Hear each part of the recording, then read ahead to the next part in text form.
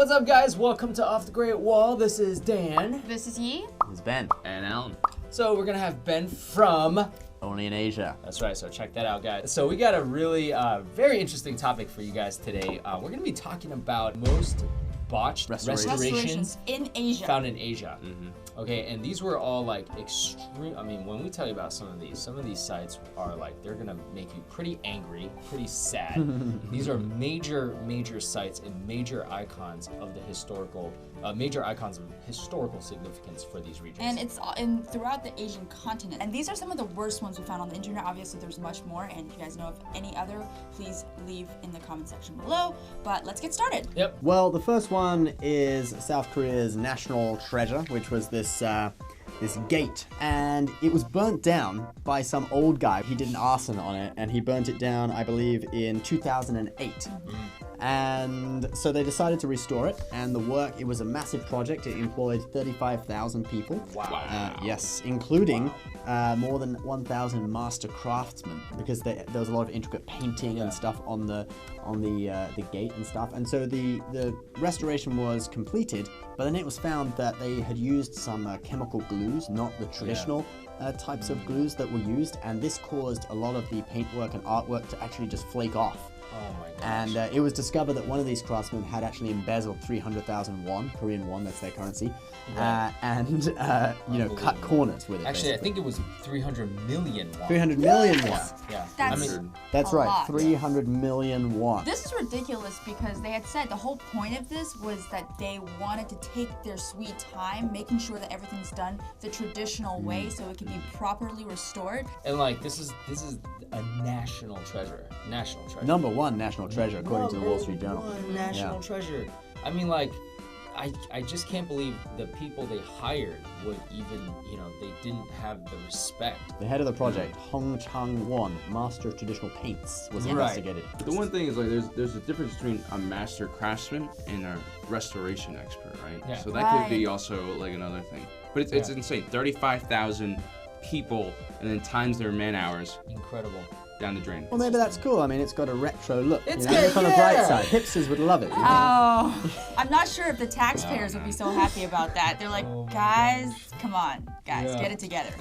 All right, let's move on to the next one. This is in Myanmar, and in the city of, I guess you pronounce it Bagan. Back in the day, at its height, I think around the 9th to 13th century, there's thousands of temples and pagodas. Every single structure you can imagine has a lot of historical significance. They've been trying to restore these for a long time, but most recently they found that 600 of these pagodas were basically completely done with no regard to the original historical details. So in some cases they were just basically rebuilt new temples. I mean, I'm trying to find photos of them, and I can just only imagine what they look like. And they've been falling apart, right? Yeah. The reason they haven't been using the right bricks, so of course, I mean that area I think is prone to earthquakes. So an earthquake has recently destroyed a lot of them, and they said that usually some of the pagodas would fall down a bit, but because they were using incorrect bricks, a lot of them just completely disintegrated. Wow. And so it was a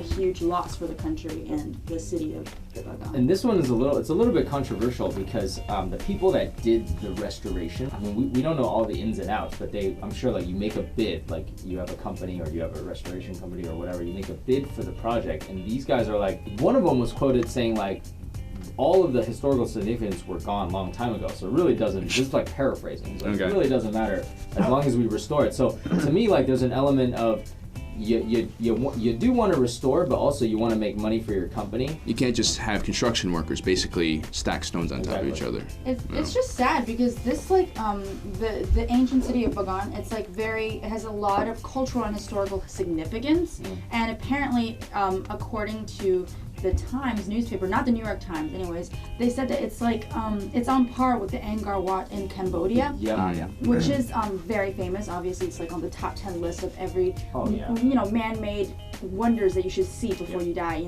So to think that these are not being properly restored really makes me feel like, okay, can we get somebody on that? Right. Originally, they were trying to get this site to be recognized by UNESCO. Right, Which is, exactly. UNESCO, like they World Heritage Site. World Heritage Site. And Yeah. here's the one thing: UNESCO doesn't go around preserving them. Like that's not their job. They just recognize it.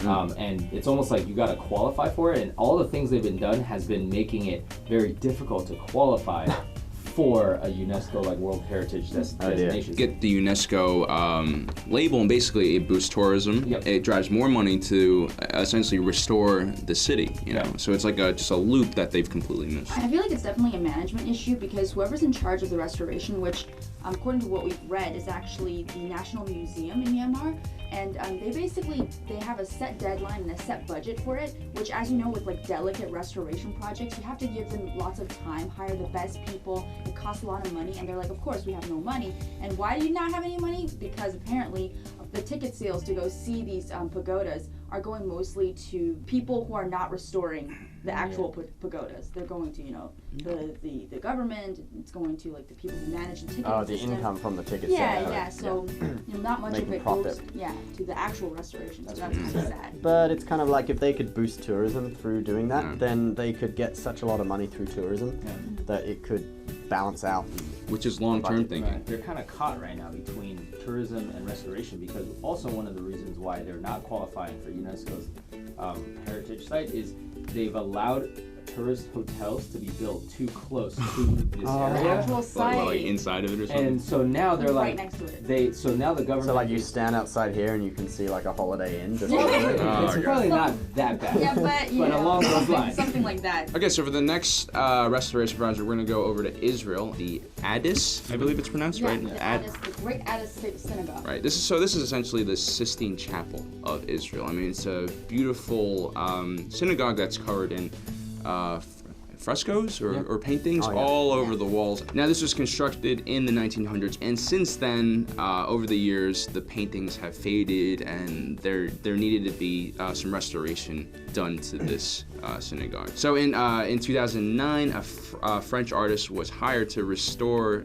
the frescoes and paintings, and he essentially glued canvas over the walls and repainted over them. Luckily, they stopped them in time, but this was like a big no-no. Yeah. A big Well, no-no. So the original paintings were painted directly onto the wall, right? Right, and he put his own canvas, and he was essentially like, well, you know what, I'm just gonna cover it up. Exactly. Yeah, and redo them. That's like you go to Sistine Chapel and there's just canvases on top of it. Yeah, it's Yeah. again, it looks like you have here he's an artist, he's not a restoration artist. Right. Typically in Israel and like in Jerusalem, like I've been there, they do a really good job restoring things. I mean, you got Islam, Judaism, and Christianity all based in the city, so there's definitely the community there to do it right. This kind of baffles me that this happened in Jerusalem, to be honest. Maybe he was like a descendant of like Monet or Monet.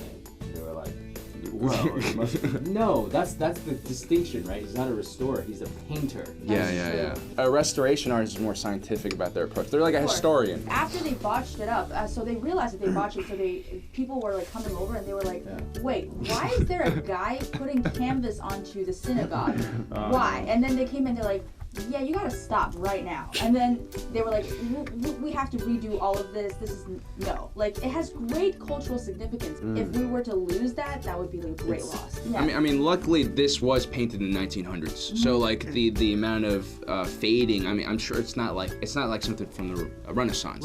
Right. So they are able hundreds of years old. to recover it after they glued over it. You know.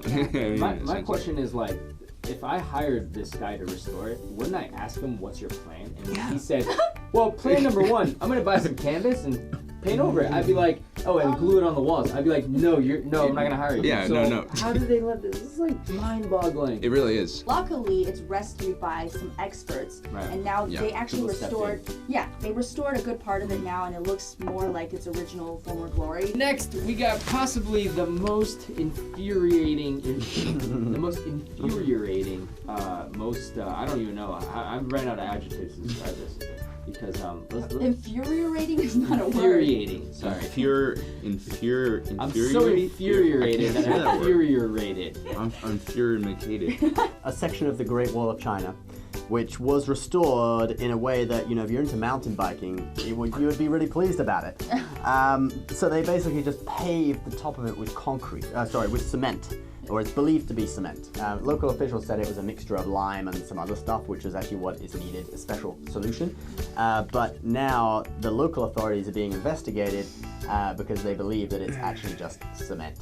Now, a bit of background, they did this because the wall was being eroded by the weather, and also local people sometimes steal stones from the wall to do building projects in their villages. Okay. A tower was actually demolished a few years ago by a construction company, and they just used the stones to build stuff. Oh my So the reason why they did this restoration was to stop people stealing the stones and to stop it being eroded. Right. And if you look at the photos now, it just looks like a flat road on top of the Great Wall. You know, here off the Great Wall, we have a special interest in the Great the Wall. Great Wall. Yeah, this holds a special dear place in our hearts, and honestly, this happened 2 years ago. Like the restoration was done 2 years ago. No one noticed because the Great Wall is enormous, and so a lot of it is located in rural areas where really no one goes to. And so then one day, I guess somebody was there and was like, "Yeah, how come it looks like this?"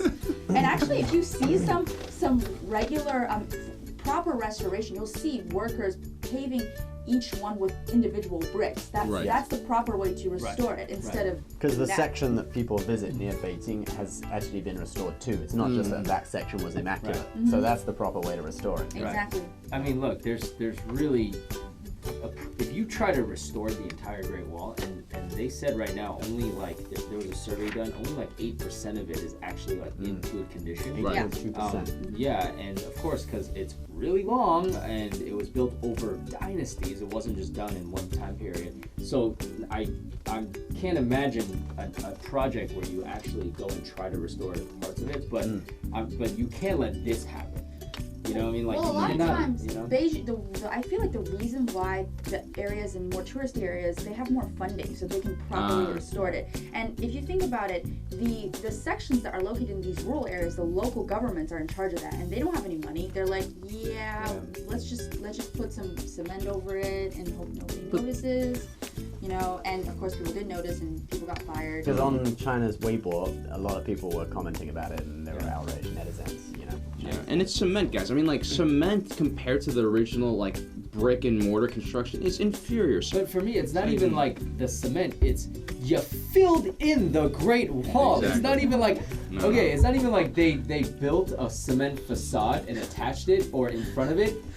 It's literally the one thing that you don't do, which is pour it on top. And they did that. Yeah, because it'd be very hard to get it off. You know? Yeah, now they can't do anything about it. Luckily, it's just one section, although that section that was kind of botched is 700 years old. But but now that it's been called to attention, I don't think that similar things will happen again. While we're on the topic of China, right, there's a Ching Dynasty fresco that's located in this temple in China. And so it's in Liaoning province, which is in the northeast of China, around Phoenix Mountains. And there's a temple called the Yunjie Temple. So there's a fresco in there that dates back to the Qing Dynasty. And it's been recently restored. Wow. Did they get a restoration team from Cartoon Network? That's what people have been saying! It looks like Mulan. Like Disney. It's got Mulan-like characteristics. Color palette is all wrong, dude. The color palette is like, I don't feel like they had dyes that were that color back then. It was like, Yeah! oh man. I mean, we joke about this. Obviously, this is horrible because artwork that you find in caves, you can't ever find those again. You know, and a lot of Priceless. times, priceless, and the techniques that they use, like to their, and also not only that, but the historical significance. Like some of these murals and frescoes show you like a snapshot of that time. Yeah. You know, and a lot of people say that some of these scenes that are clearly like of, you know, Buddhas and deities, like those were mystical scenes that were imprinted into the artist's minds from, you know, above, that, you know, we don't have those scenes. So these are things that you cannot find ever again.